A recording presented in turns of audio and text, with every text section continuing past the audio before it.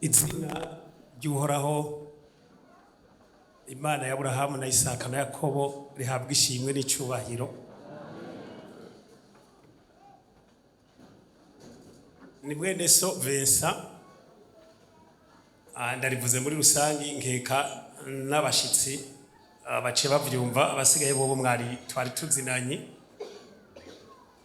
Ndafise umunezero mwinshi cyane wo guhagarara imbere yanyu ndabitumwe ndabitewe n'Imana dugiye kuvuga yaremye isi n'ijuru, kwitugirira ikigongwe ikatugirira ubuntu twese jewe na wewe, ikatugira abana bayo kandi ikatugira abakozi bo mu ndimiro zayo. Ndanezerewe n'ibiriko biraba hano. Hariho wavuze kubabatijwe, babatijwe ni vyiza, nanje ndavyibuka ko nabatijwe muri 89. Ukubatizwa n'icyagezwe ivyo urabisoma mu gitabo mu butumwa bwiza bwa Matayo igihimba ca 28 giye guheranya ku murongo wa 19. Urabona ko Yesu abwiye abigishwa biwe ati mugende muhindura amahanga yose kuba abigishwa banje, abizera mu babatize ntigisigara inyuma. Ugacuza mu butumwa bwiza ko bwanditswe na Yohana aha ariko aravugana na Nikodemu, ariko aravuga ati utavutse ubwa kabiri ntashobora kuja mu bwami bwanje. Nikodemu ati none nk'umuntu angana na jewe ashaje yoshobora gusubira mu nda ya nyina akavuka? Yesu nawe agaca amubwira toya, utavyawe n'amazi na mpwemu ndushobora kwinjira mu bwami bwanje. Ikintu cyitwa kubatizwa rero ni icyagezwe, kiri mu byagezwe. Okay, aba bantu rero babatijwe ni vyiza, turabahaye kaze. Twebwe twabatijwe kera, ubundi munsi nakivuze ko, kandi ubu nyene mwizeye Kristo. Je nabatijwe muri 89, nabo batijwe mu 2026. Twese turanganya ingero. Sije nzoyigabura ngo niherereze ko vyinshi, mugabo witanga niwe yavuze ko aba mu gatondo nabo saa 9 bose abahemba kumwe. Imana ishimwe. Igihambaye ntitwiyumvire yuko kubatizwa ariko kugororoka. Oya, biri mu byo dusabwa gukora mu kugera ikirenge mu cya Yesu, kubera nawe nyene yarabatijwe. Birimwo mugabo siko kugororoka kose. Uyu ariko atogora kuri programme yaraje kuvuga, ariko areraguza ati mbo twabatirijwe hamwe, mbono uyu n'uyu abandi kumbone basengera mu yandi mashengero. Nivyo byo bari byiza, naje ndamushigikiye, mugabo batamenye yuko kubatizwa bitabikwiye naho cyo bari kibazo. Hanyuma uwatugaburiye ijambo ryo gusenga yavuze amajambo dukurikiranye neza agoye akomeye. Ni ibintu atakinanira Imana, mugabo kugira ngo dushike ku mugambi Imana itari ushike ko umwana wayo ashike kuri kajya kanyuma ko kuzuka apfuye mu bapfuye. Hajya byabaye ibintu birebire cyane. Iyaba hari kinanira Imana byari kuyinanira, kuko Satani yabigwanije kera kuva rya jambo ahejeje kuryumva. Kandi hajya no kumusaraba, urabona hajya kijya gisuma kimwe cyayebye sinovuga ngo cyabuze indero, sindabizi sinobimenya, kikamutoka ati wewe wamawirata ko wagendeye ku ruzi n'amaguru, wewe warazuye barazaro, ni wewe hajya cyaramubwiye amajambo agoye kandi kibabaye naco nyere kimanitswe. None vyerekane twireke none kuhambaye wimanure hama duce tukwemera natwe. Hajya ari Satani. Iyo abari nkawe canke jewe ako gasuzuguro wokemeye nivyo kurutoza ubona wimanuye. Rega yarabishoboye sivyo? Uravye ingene tugenda ati ntawongaya iryo jambo karyumva ati vyerekane aho wivyimvya wigira ikintu kihambaye. None umanikamwe na twebwa, nawe uri kurajojota amaraso. Twereke kandi je naje nshaka kwemera ko wumvura Imana. Yesu aranesha. Haleluya. Iyo yimanura nta bugingo budashira tuba dufise. Nakajambo keza cyane kugira ngo turonga gakiza. Rero vyaciye kure, nta kinanira Imana, no kutuzigama ntibizoyinanira, no kudushitsa mu bwami bwayo ntibizoyinanira. Haleluya. Twamaze inshuro zibiri tuvugana amajambo ari hano, twasomye mu bitabo avuga ukugaruka kwa Yesu n'umuhero w'isi. Kandi nibuka ko navuye hano mvuze yuko ariyo nzogarukana, kuko ndavyibuka ko twahagarikiye aho ijya myaka 7 izobiheze turi mu kirere, twarasiguye imyaka 3.5 y'amahoro mu isi, n'iyindi myaka 3 n'igice izocikurikira kugira ngo kize imyaka 7, kandi ariyo ku mpera tuzoza tuzaranyamwo n'umwami wacu Yesu Kristo ajya i Yerusalemu. Twarabivuze mugabo ndaja kubigaruka ko gato. Mugabo hari amajambo amwe navuze hanyuma nkagena ntavuze aho yanditse, ivyo biri mu bituma bimwe bimwe nshobora no kuyagarukana. Niyo rero tugarutse ko, kandi murumva nja kuyavuga nk'imfunyapfunyo ivyo mwita resume mu Gifaransa. Ndataragurika ngende ndanyaruka n'umwanya nawe nyene mbona ushobora kuntera gutaragurika. Kijya gihe muribuka yuko twavuze amajambo ajya twasomye muri Mariko ndayasimbiye, mugabo aya majambo ari mu butumwa bwiza bwa Matayo ndaja kwipfuza kuyagarukamwo, kuko noneho tuja kuronka yanda yashigikira ari mu gitabo c'Abanyefeso hajya mu gihimba cya 4. Uri mu buhinga bw'ivyuma nkeka aja ariko arabishirako naba vyamworoheye. No kuvuga ko aha tubona mcyagaguye igihe Yesu yariko aravyerekana ibi, yavyerekana amaze imyaka 33 irenga ari hano mu isi. Ariko mu bikorwa vy'Imana yarahamaze imyaka 3 gusa irenga ko nk'amezi make, kuko n'amajambo yavuze ari mu kuja mu bwami bw'Imana, ari mu gusubira kwa se. Ijya yindi myaka 30 twarabonye yuko yaheze atana kimwe arakora, kuko yavukiye munsi y'itegeko ry'Abaroma ryabuze umuntu guhagarara imbere y'abantu bashikiriza ijambo adakwije imyaka 30. Mugabo amaze kwikwiza iyo 30 agaca atangwa gukora ibikorwa vy'Imana, turabona ko yaciye amara imyaka 3 n'igice. Uca wumva ya majambo igihe amaze, igihe ariko arabwira abigishwa biwe ibizoranga bahejeje ko bimubaza, murihangana abavyumvise ubwa mbere hano, mugabo mutavyumvise ubwa mbere ahandi hose muri hariya niyo byaravuzwe murabisoma no muri Bibiliya, mugabo nk'abinjiye hano ari ubwa mbere jeho munyumvise ubwa mbere. No kuvuga ko ndabasabye ko mwihangana kubera ntaja guhera iyo nahereye, navuze ko ngomba kubimatanya byose kandi bice bihera mu mwanya mwiza. Urabona bariko baramubaza bati tubwire kizoba ari kimenyetso ki cerekana ukugaruka kwawe n'icumuhero w'isi. Twarabonye yuko yahereye ku ijambo rivuga riti mwirinde ntihagire ubazimiza, kuko benshi bazoza mu izina ryanje bati ni jewe Kristo, kandi bazozimiza benshi. Iri jambo rivuga ngo mwirinde ntihagire ubazimiza naragombye kurihagarara ko cyane, n'ubu nogomba nkagarukirizaho ajya yandi yose ngashaka nkayareka, mugabo nkaja kuvuga rijya rindi riri inyuma yo ku murongo wa 11 rivuga yiti kandi kuko ubugarariji buzogwira urukundo rwa benshi ruzotimba, ariko uwihangana agashitsa kwiherezo uwo niwe azokira. Iri naryo ni jambo ryagomba gusobanura ngo rivuge ko uru rukundo yarababwiye Yesu sugo twebwe jewe nawe dukundana, uru yavuze kuko ubugarariji buzogwira urukundo rwa benshi ruzotimba suru, kuko ikibigaragaza avuze ngo ari kuwihangana agashitsa kwiherezo. Yavuga urukundo rw'abantu bazoba bakunda Imana, kuko ubugarariji buzogwira abantu bakunda amafaranga kurusha inshuti zabo, abantu bakunde kwirarira kurusha, abantu birarire ubugarariji bugwire muri bo, bamwe biratire ivyo bafise, ufise inkoho yirate, ufise amafaranga menshi yirate, ufise icubahiro yirate, ufise inshuti nyinshi yirate, ufise icarusha abandi abaduge hejuru ku gakanu, ubugarariji bugwire. Hanyuma urukundo rwa benshi rutiyimbe, nubwo gukunda Imana, nubwo kuja mu ngoro yayo, nubwo kumva amajambo yayo. Nico gituma nubaha jewe ndafise ubwoba, ndi n'ubwoba kwishengero rikoranira ha mu Kigobe. Ngomba kubabwira ya majambo niyumviriye umwanya maze ndiko ndibaza ku nkoko iyo iraririye amagi. Abantu abatari bakenyi baratunze inkoko ziya zirarira apani zizamutoye. inkoko iyitaye amagi tuya twase kaganda karashobora guta amagi kagashika ku 12, 13, 8, 5.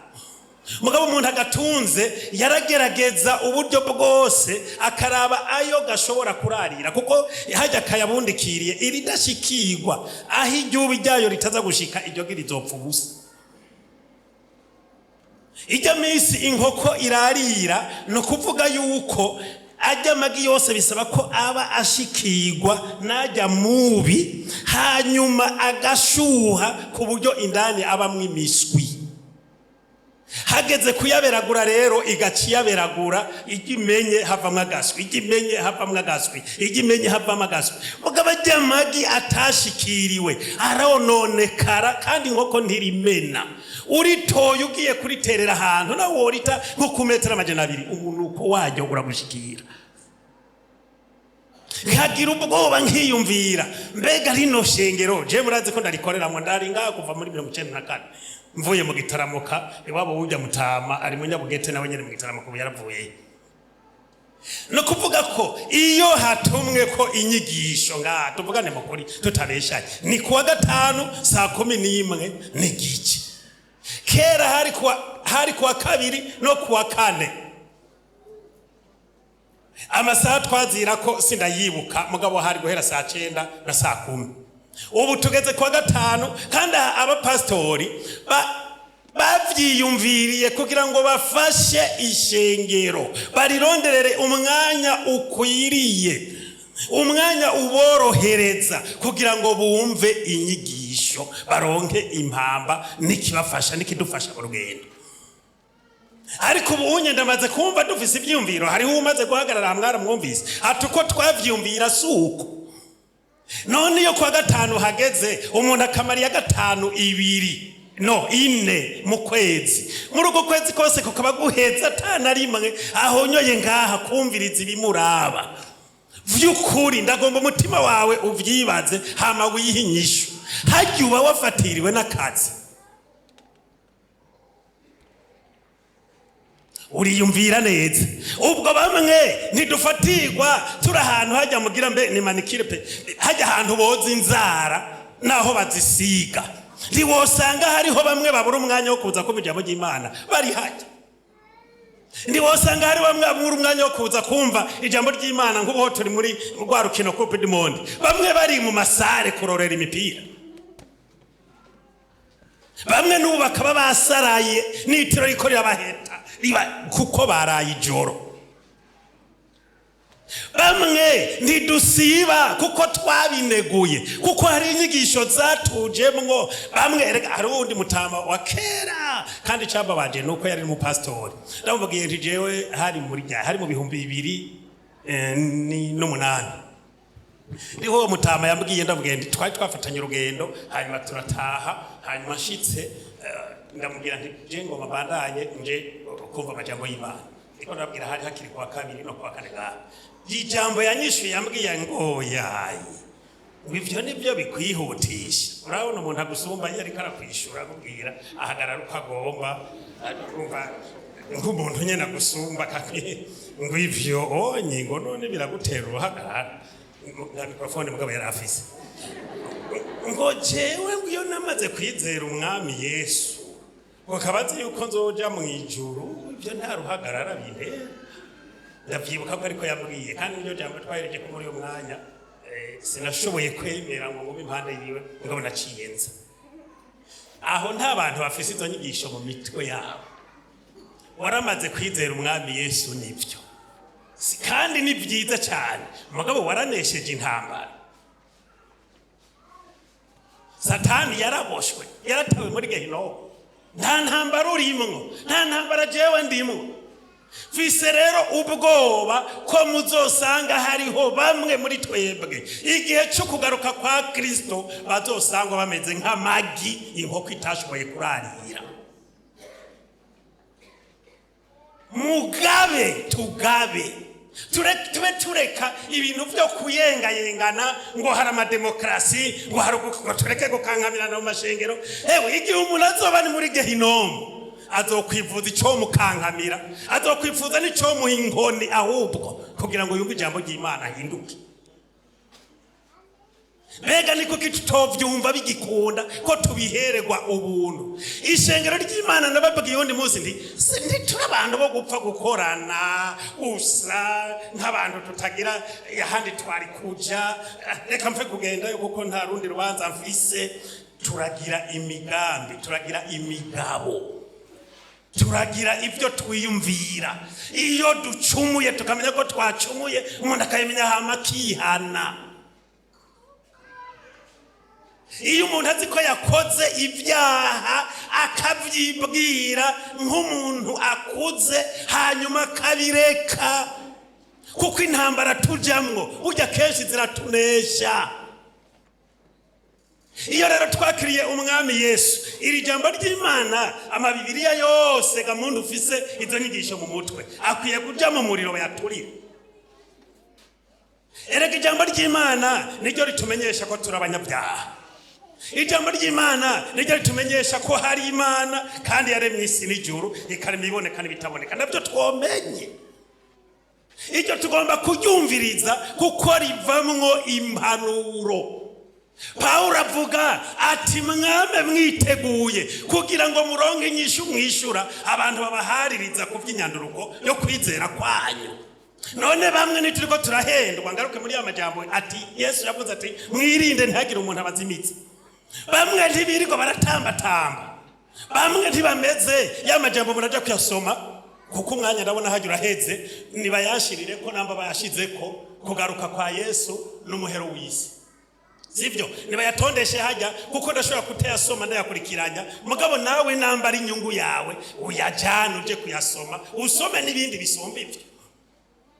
Hajya ubona iki? Ubona avuga mu Banyefeso iki gihimba cya 4:11 avuga ngo yahaye bamwe kuba intumwa, abandi abaha kuba bavugishwa nawe, abandi abaha kuvuga ubutumwa bwiza, abandi abaha kuba abungere n'abigisha kugira ngo abera batungane gose, bamenye baronke igihe cyo kugabura ivy'Imana, bubaka umubiri wa Kristo kugeza aho twese tuzoba tugeze kugiriranira ubumwe buva ku kwizera, kandi gushikaho tuzoba tugeze kuba abantu bakuze no ku rugezo rwo gutahura ubwinshi bwo kunengesera kwa Kristo, kugira ngo dushire ubwana, hanyuma twoye gukubebwa n'imipfunda itujana irya nino ngo dukubebwe n'imiyaga yose n'inyigisho n'amangetengete y'abantu bahumba n'ubwinshi bwo kutuzimiza. Niko usanga ayo majambo yanditse. Abantu tujembora niyumvira ingene tubuze amahoro. Mbega ijambo ry'Imana ntirihari? Tuvuge ko akunda Imana yavuga mu gitabo cyo yavugishwa nayo aterega abantu banje bishwe no kutamenya. Jeho mbere nk'ubu no cavuga ntaho ubwo bishwe no kutumva. Niko nibaza kuko yabatwumva twomenye. Ntitwomenye ibyo tudakeneye kumviriza.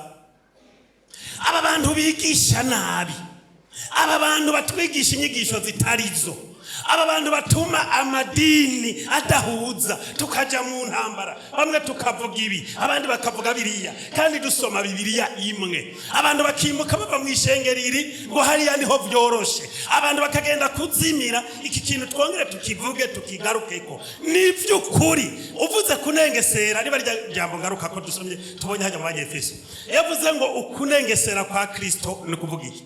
Ikintu kinengesereye muri make tarinze kurandira n'ikintu cyuzuye, ni igikombe, ni bido, ni ingunguru, ni indobo kirimwe amazi, kirimwe ibyari byo byose cyuzuye, kiba kinengesereye nta bindi wogerekako atari ko bice biseseka hasi. Rero Kristo aranengesereye muri byose. Ukunengesera kwa Kristo ntibibuzwa nuko twebwe dufise amagara make, ntibibuzwa nuko twabuze ifungurwa zikwiriye, ntibibuzwa nuko twarondeye amafaranga twayabuze. Kristo aguma nengesereye aruzuye yaduhaye ubugingo budashira avyagiye uburyo bw'Imana data twese niwe muherezi mukuru aradusabira uwatugaburiye amajambo yaheze yatubwiye ati noneho uko umuheburayo avuga we yinjiranye amaraso yiwe ahera urusengero abandi bajana y'intama n'ay'impene n'ay'inuma ariko we wajana gwiwe kandi nubu numuherezi mukuru aruta Melikisedeki aranengesereye niwahura n'abakwigisha rero usanze bafise inyigisho zo kugwa no guheba Imana ndakwinginge ntubumvirize ariko nabo ufise ivyo wobigisha nawe ubigisha niba utarabironka atavyo ufise reka kumviriza inyigisho zitarizo kuko ibi tuvuga aha bizoshika kumpera burya bizoshika kwiherezo twabivugiye ngaha nyene niho nabivugiye narababwiye yuko n'igihe Kristo ataragaruka ariko nta muhinga yobuza urupfu ko ruza kandi narabahaye akarorero ndababwira umuntu yasezeranye n'urupfu ivyo si ivyo nabonye n'uwabivuze sinzi ko nawe yabibonye nkeka kabara akarorero mugabo yubonye gafatika ucugakoresha yuko bavuganye n'urupfu ati jewe igihe uzoba ukeneye kuza kunjana uzobimbarire ndabibibutse twama twibagira ndabizi na jewe nyene canibukiramo mugabo ko bukeye rukaza rukajana se wabo mu bahamba akajamo ku kindi gihe rukaza rukajana umubanyi mu bahamba akagendamo ikindi gihe rukaza rukajana mu zindi njuti hanyuma mu bahamba akabimenya akajamo ubundi Musa akazabona ngo ugo rurashitse ati baba tunaondoka hapa tunachukua njia tunaenda ngo wamuntu agacatangwa gukanura amaso sinzi ko yanganangana na yiwanje we twavuganye kuzobanza kumbarira tuje inama ndavyitegurire none uje gute ubu bavuga ngo gwamwishuye ati nawe wowe uri imbura bwenge none hamwe natwara so wanyu wewe ntiwabibona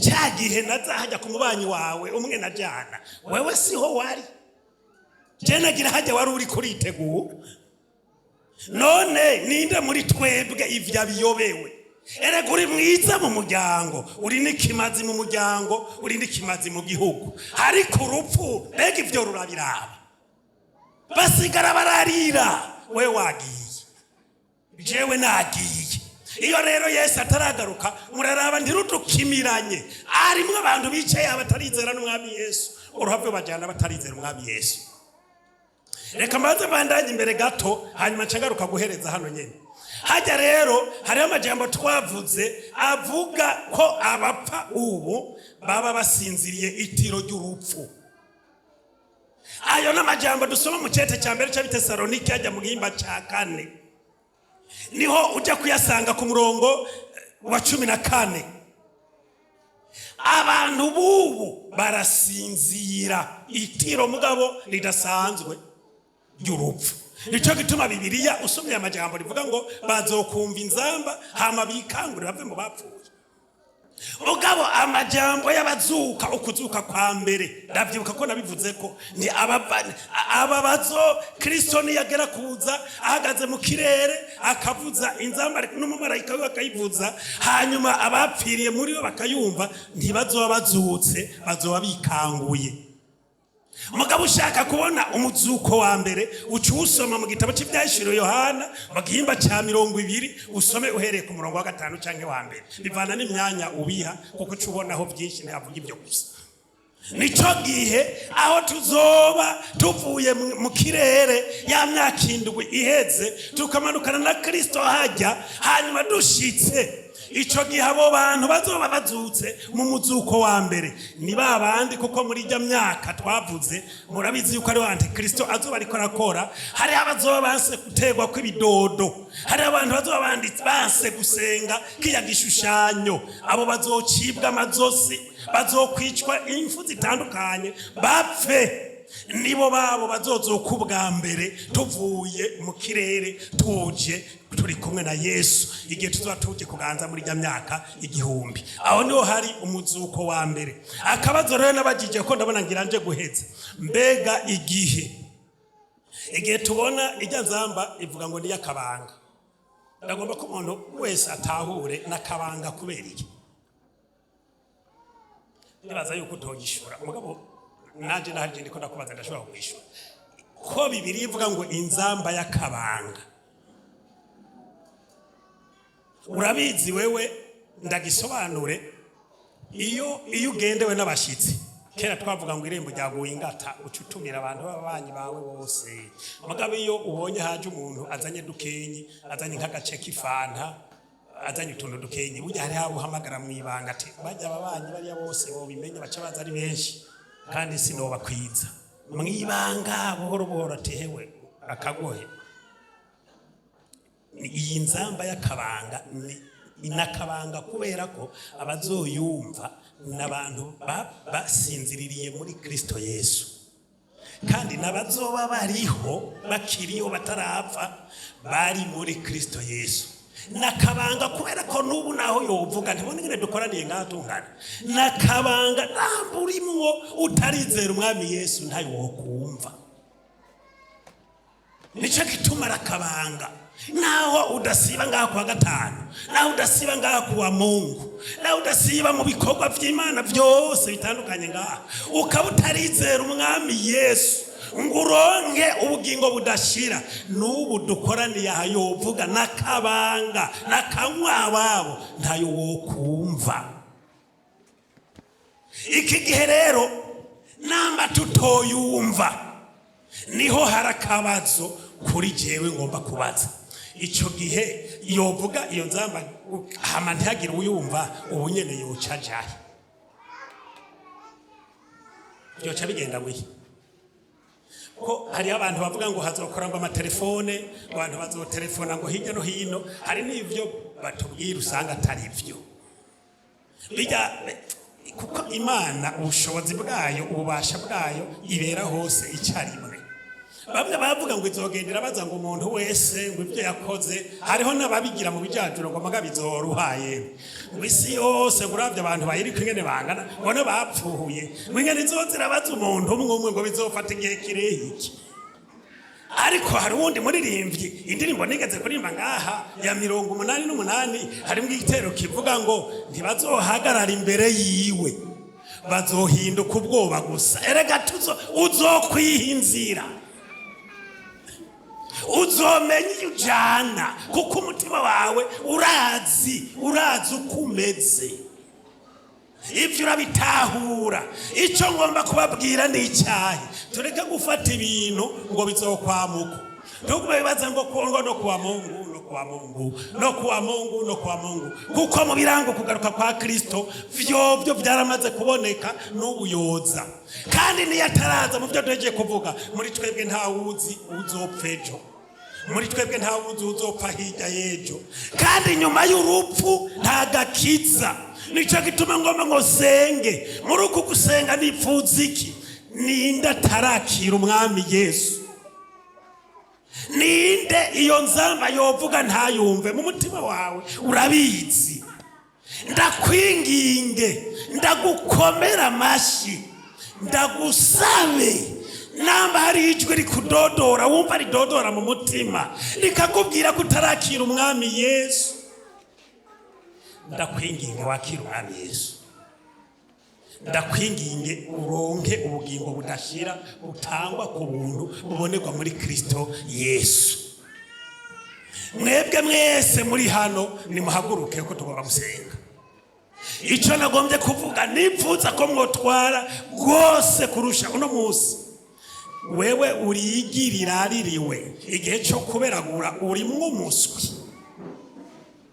canke urigi ryaboze ako kantu niko shaka ibindi byose urashaka ubireke muri ko murava hasi ndinginze n'ubu ndatakamvye ndahamagaye umuntu atarizera umwami Yesu wenyene niwe mpamagaye namba ari umwe nazi namba ari babiri nibazi biyerekane si ukuvuga ngo ngaha niho bakirira umwami Yesu kuko ntaraha naho wicaye nihari nahariya muhira nihari mugabo uri umwana aba avutse akeneye kumenyekana hama abavyeyi bakamurera nico bisobanura ko bamumenya ko yiyerekana.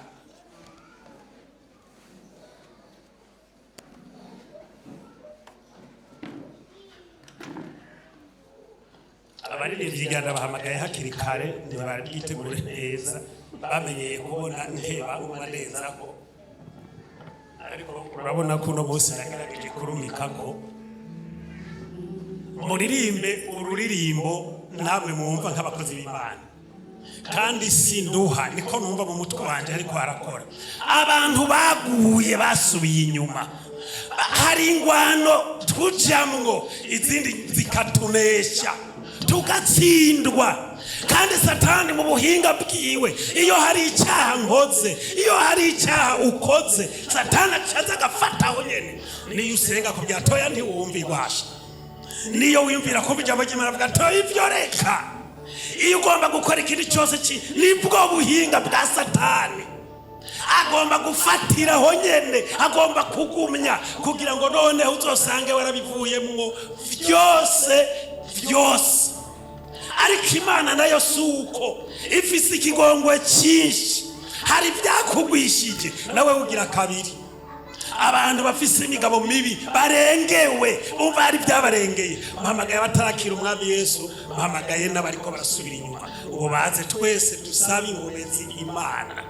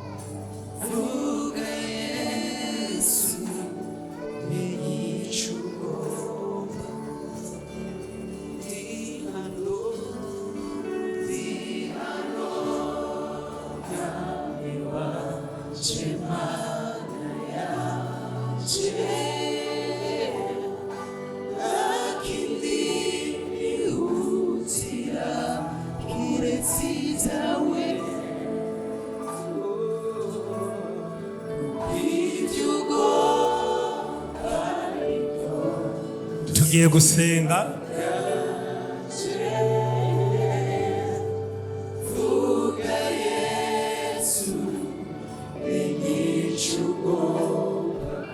nsabe aba batama bari hano baze hano abarongoye ishengero rya hano canke n'abarongoye igahandi babara abarongozi baze hano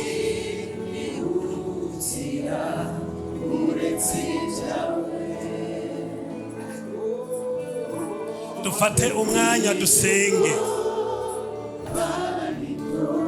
dufate umwanya dusaba Imana ngo itwongere inkomezi itwongere mu bwenge itwongere mu mwete ituvyutse n'amatwara kugira ngo tubashe gukomeza urugendo